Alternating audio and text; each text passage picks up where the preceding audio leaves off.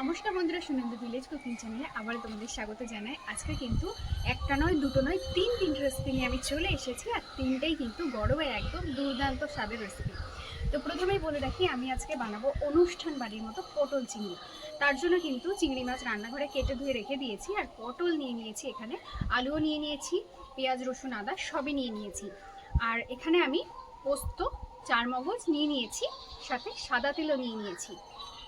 তো এগুলো তো বেটে রান্না হবে, আর তার সঙ্গে থাকবে আজকে ভেন্ডি কষার রেসিপি। তো তার জন্য কিন্তু আমি এখানে বেশ কিছু ভেন্ডি নিয়ে নিয়েছি। তো এই রেসিপিটা কিন্তু একদমই অন্যরকম, তো নতুনত্ব আছে রান্নায়। আর তার সঙ্গে শেষে যে রান্নাটা থাকবে সেটা হলো চিংড়ি মাছের খোসা বাটা। তো অনেকে এই রেসিপিটা বাড়িতে বানাও, আবার অনেকে বানাও না। যারা বানাও না তারা কিন্তু একবার আমার ভিডিওটা থেকে এভাবে বানাতে পারো। না থাকবে চিংড়ি মাছের কোনো বাজে গন্ধ, আর না থাকবে কোনো রকম খারাপ স্বাদ। দুর্দান্ত লাগে এটা খেতে। তো তোমরা কিন্তু অবশ্যই তিনটে রান্না দেখার জন্য পুরো ভিডিওটা দেখবে, এবং দেখার পর ভালো লাগলে অবশ্যই একটা লাইক করে দেবে এবং ভিডিওটি শেয়ার করে দেবে। আর যারা যারা এখনো পর্যন্ত আমার চ্যানেলটা সাবস্ক্রাইব করে নাওনি, তারা সাবস্ক্রাইব করে পাশে বেল আইকনটা প্রেস করে রেখো, এরকম আরও নিত্য নতুন সুন্দর সুন্দর রান্না প্রতিদিন আমার চ্যানেলে দেখার জন্য। তো বন্ধুরা, বেশি দেরি না করে চলো রান্না করে যাওয়া যাক। তো প্রথমেই কিন্তু কড়াইতে ভালো করে তেল গরম করে নিয়েছি, আর চিংড়ি মাছের লবণ হলুদ মাখিয়ে নিয়েছি। এখন চিংড়ি মাছগুলো হালকা করে একটু ভেজে নেব।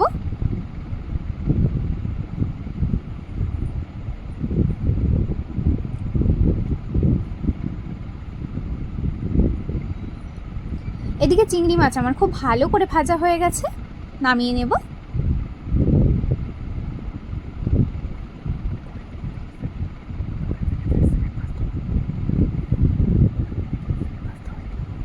মাত্র 20 থেকে 30 সেকেন্ড আমি কিন্তু ভেজে নিয়েছি চিংড়ি মাছটা।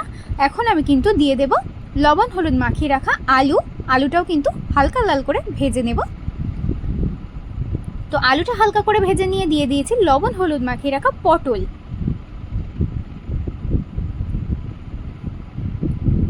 তো আলু পটল কিন্তু আমি হালকা করে ভেজে নিয়েছি, এখন আমি নামিয়ে নেব।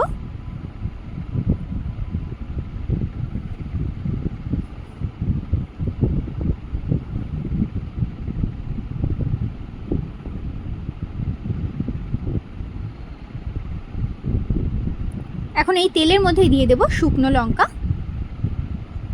গোটা জিরে,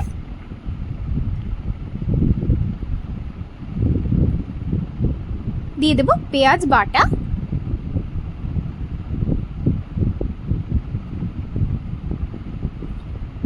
পটল চিংড়িটা বানিয়ে নেব প্রথমে।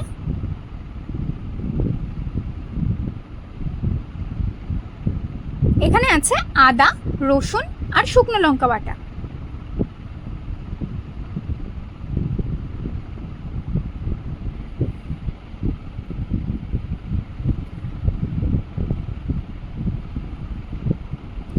দিয়ে দেব হলুদ গুঁড়ো,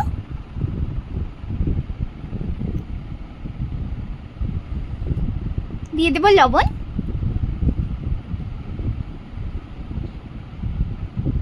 ভালো করে কষিয়ে নেব। এখন আমি দিয়ে দেব বাটা মশলা। এখানে আছে পোস্ত, চারমগজ আর সাদা তিল একসঙ্গে বেটে রেখেছি, ভালো করে কষিয়ে নেব। দিয়ে দেব টমেটো কুচি,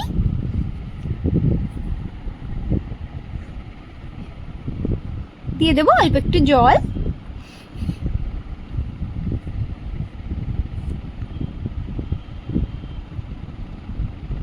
মশলা কষানো হয়ে গেলে দিয়ে দেব আলু আর পটল ভাজা আর চিংড়ি মাছ ভাজা।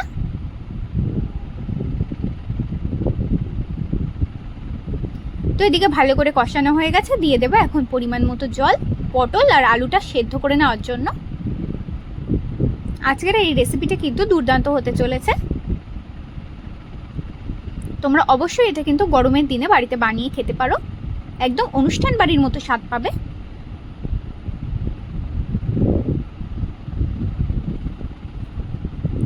দিয়ে দেবো এখন গরম মশলা গুঁড়ো,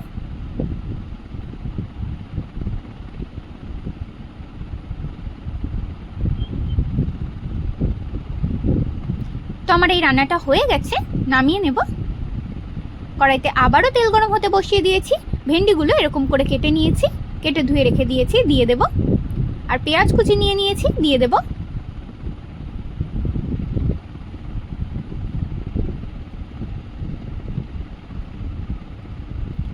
সুন্দর করে কিন্তু ভেজে নিতে হবে। খুব সুন্দর করে আমি ভেজে নিয়েছি, এখন তেল থেকে তুলে নেব।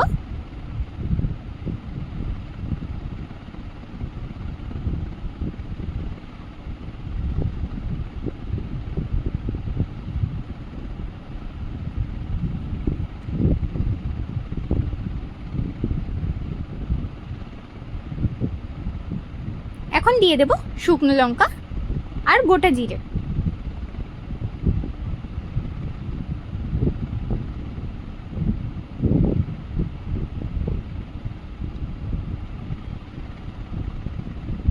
দিয়ে দেব পেঁয়াজ কুচি আর টমেটো কুচি।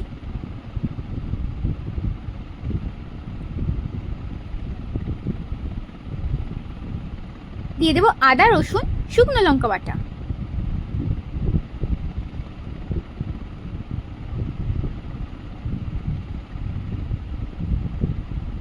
দেব লবণ,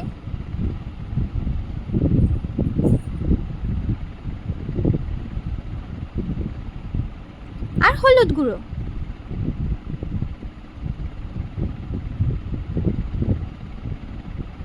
অল্প সামান্য জল দেব, দিয়ে কষিয়ে নেব।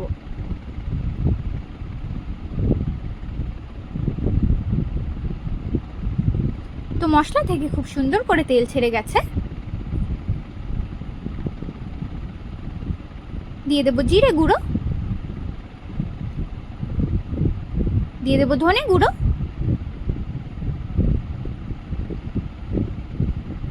দিয়ে দেব গরম মশলা গুঁড়ো,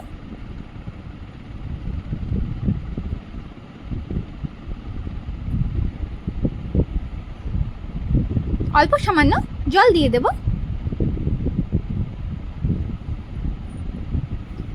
তো এদিকে মশলা কষিয়ে নিলাম, দিয়ে দেব এখন ভেজে রাখা ভেন্ডি এবং পেঁয়াজ কুচি।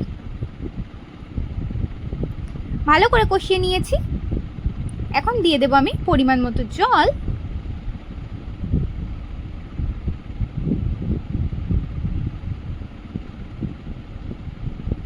ভালো করে ভেন্ডিটা সেদ্ধ করে নেব।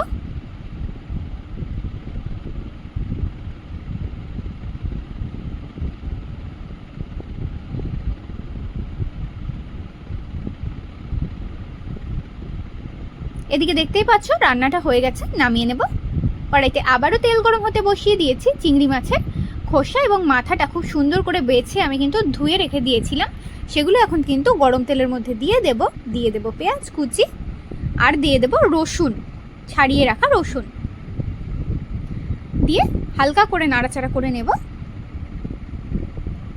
এর মধ্যে দিয়ে দেব হলুদ গুঁড়ো,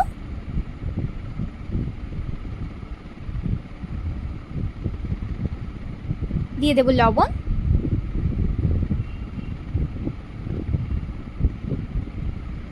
এবার এটা খুব সুন্দর করে ভেজে নেব। দেখতেই পাচ্ছ একদম লাল লাল করে ভেজে নিয়েছি। এখন দিয়ে দেব শুকনো লঙ্কা।